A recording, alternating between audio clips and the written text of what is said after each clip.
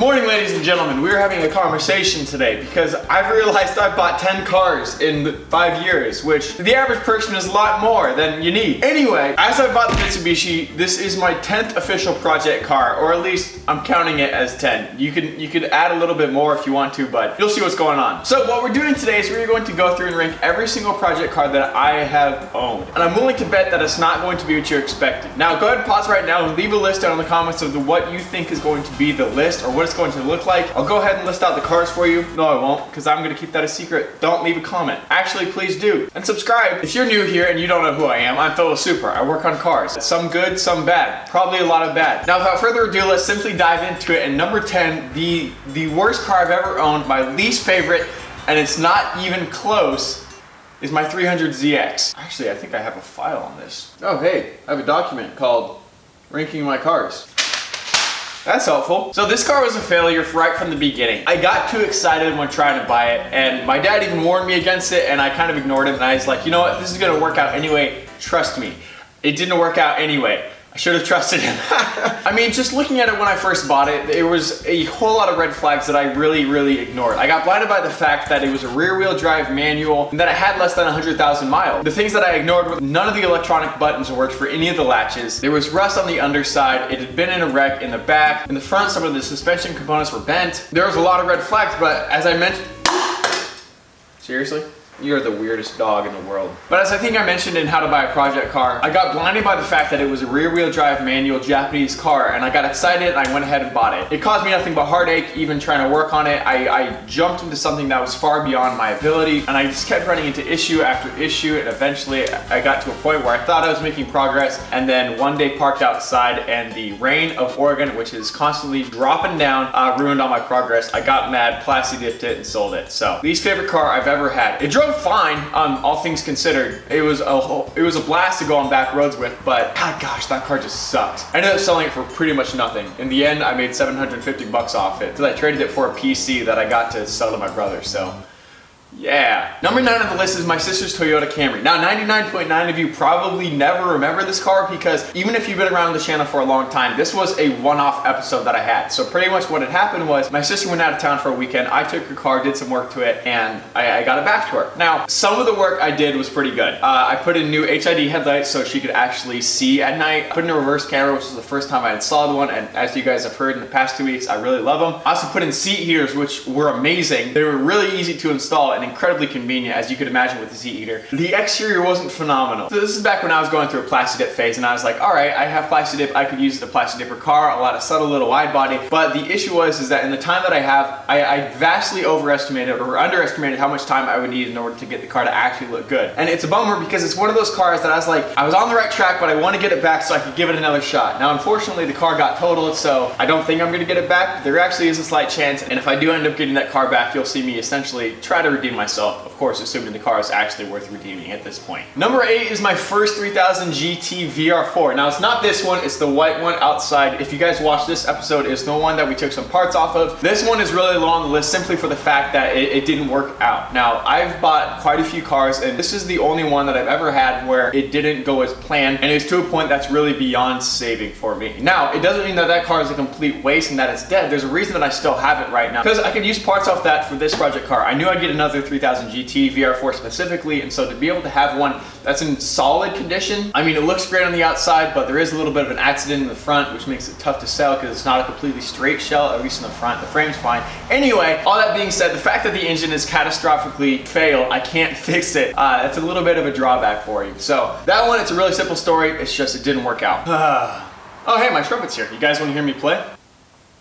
Number 7 on the list is my first Miata. Now this one is low, partially because it was never actually meant to be a project car. I bought the car with the intention to have it as my daily driver, so that way I could have a sports car to daily drive while I still had my project cars on the side. Now, as you guys know, it didn't work out that way because about 2 months after owning it, the engine gave out. Well, more specifically, the piston rings gave out, but it meant that I needed to get a new engine into it because I wasn't going to rebuild it. That's beyond my capabilities. So at that point, I decided, all right, we're just gonna go ahead and throw a few upgrades at this thing, make it really OEM plus and enjoyable to drive so we refresh refreshed the suspension, we did the brakes, we did the brake lines, new engine, we ended up doing headers, a new steering wheel. It made it to a point where it was a very, very nice car, one that I absolutely love to drive. I love taking it on the back roads and just even using it as a daily because everything really worked on it fairly well. And so I absolutely enjoyed that car. But nonetheless, it ranks low because although I enjoyed it a lot, it wasn't really a project car, so it was in a different category in my mind where I couldn't see it on the same level as some of these other cars that I poured a whole bunch of time into purposefully, or at least time that's beyond trying to do some repairs as well. So absolutely enjoyed the car, but number 7, baby. All right, buckle up because things are about to get a little controversial. Number 6, my red Supra. Yeah, that one ranks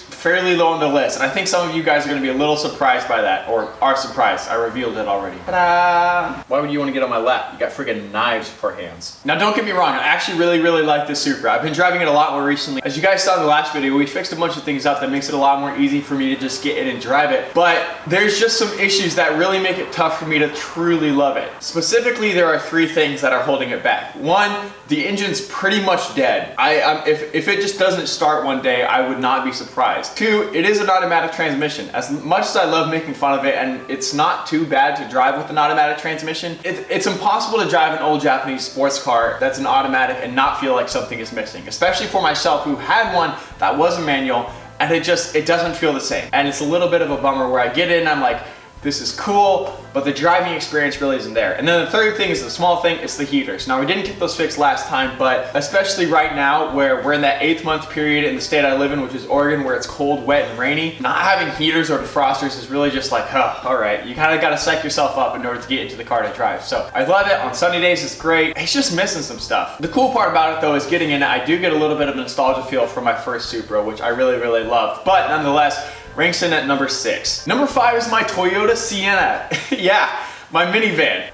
This thing is just, it's amazing. I took a leap of faith buying it. I like to go on Copart to look at the auctions for wrecked cars, but I don't always end up making a whole lot of bids, and wow, you made it. Please don't scratch me. And the amount of cars that I do end up actually buying is, I think, down to 2, and one of them was a complete failure. Pretty much as a little background for the way they list cars, they say run and drive, which, don't knock my phone off, dingus. Which all that means is that they put the car in drive, moved it forward like a foot, and then reversed and moved it back, and that's about it. Plus the pictures aren't great, so when I bought this car, there was a part of me that was like, this can work out really well, or I could end up just losing a couple $1,000s. So, but as you guys know, I was able to get it, fix it up just fine, put a lift kit on it, get a little bash bar in the front now. I'm gonna add some off-road lights. I've got the old Supra wheels on it, and it's just stinking reliable. I've had off and on issues with even the most reliable of Japanese cars. This one's having some issues that we'll talk about later, probably not this video. The red Supra has issues, my old Supra had issues, my Miata's had issues, even the reliable Miata parts were having issues. So it's always had something that's caused problems, but the van has always been consistent. So for it to be able to always drive has been immensely helpful. Not to mention the fact that there's so much space in the back, so I'm able to use it for more things than I am for any sports cars because I can't haul anything in a Miata. So if I need to go pick up car parts like a front bumper or something big, like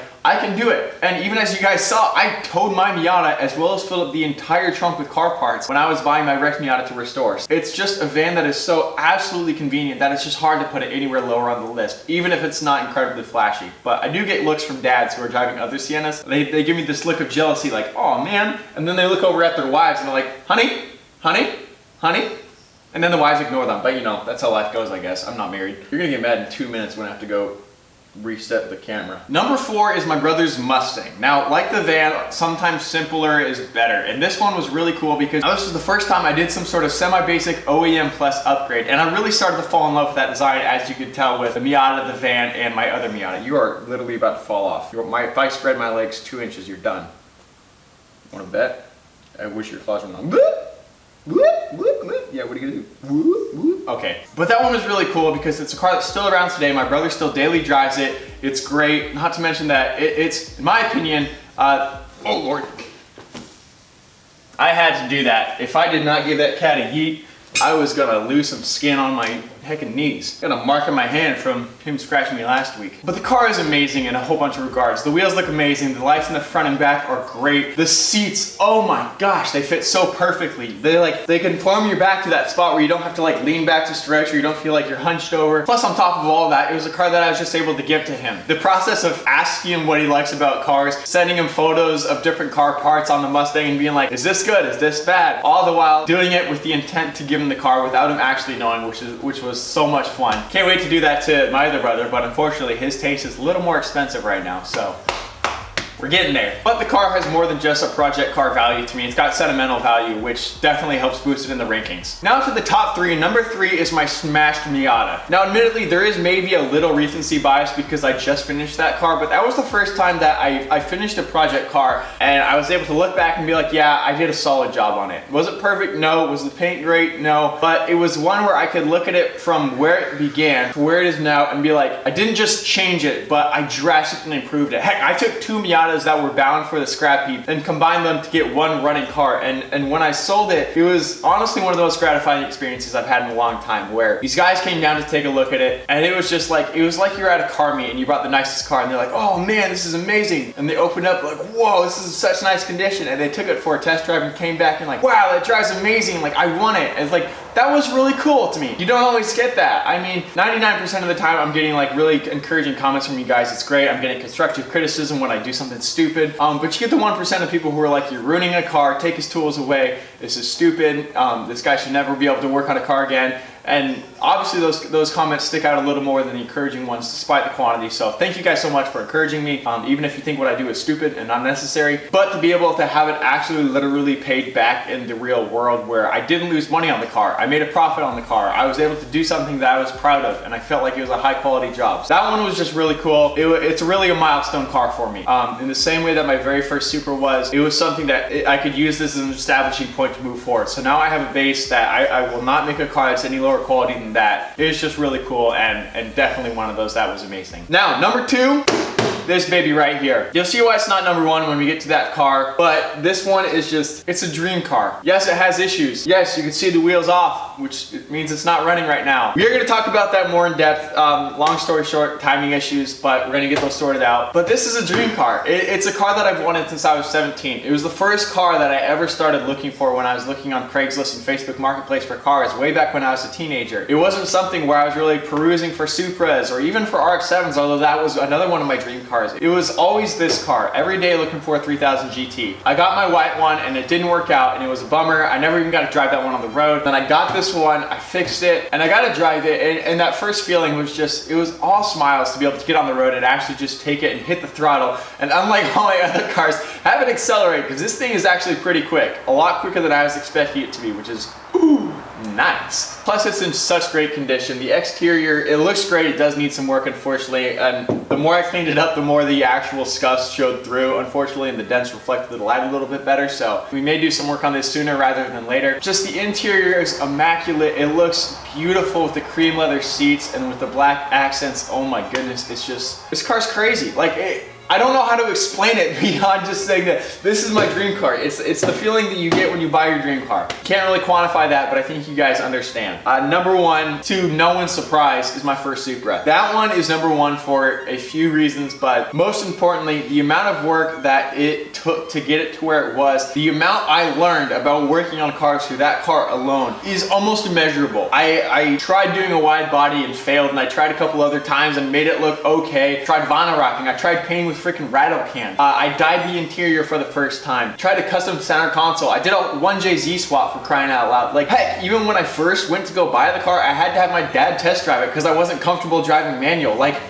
the amount I learned with that car alone was just crazy. It's something where it would be almost impossible until I start doing more work on this one that one wouldn't be the number 1 car. Just the amount of memories and the fact that it was able to get me to a point that established me enough to be able to pursue a dream career is just absolutely amazing. I mean, 50% of you guys still think my username is Phil with Supra and not Phil with Super. It's Phil Super, S-U-P-E-R. Read the label. But that car became so identifiable with myself and who I am and the passion that I have for cars and the style that I like to work on cars with. It was really cool, and I could definitely feel every time I hop in my red Supra that I'm really just trying to chase that feeling that I have when I drove my first black Supra. I don't know if I'll ever get it again, but hopefully one day I will. If not, get something better with this thing right here. That's my list of my top 10 favorite cars of all time that I've owned and worked on-ish. Let me know down below which car of mine that you've enjoyed the best, whether it be the best series you enjoyed, the one that you thought had the best turnout, the one that you thought had the worst turnout, or if you didn't even know that one of those cars was a project car that I've worked on. Also, please consider subscribing. Thank you guys so much for watching. I can't wait to see you next time. But we'll be talking about this either this Wednesday or next, depending on how catastrophically things are are looking. All right, see you guys later. Bye.